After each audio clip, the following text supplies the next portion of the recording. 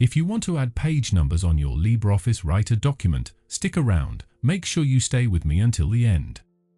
You can place your page numbers either in the header or in the footer. It's really just a matter of personal preference, so go with whatever feels right for your document.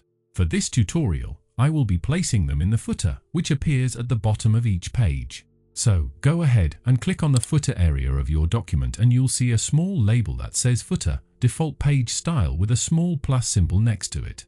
Go ahead and click on that. That plus symbol will turn into a drop-down, so go ahead and click on that as well. From list that appears, select Insert Page Number.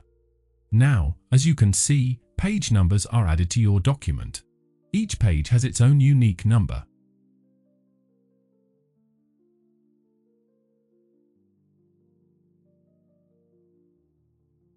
You can adjust font size of the page number if you want.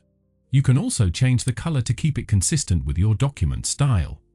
And if you want, you can align these numbers to the left, center, or to the right. Now, what if you change your mind and want to remove those page numbers? Just double-click on Footer, click on Drop Down, and this time, choose Delete Footer option.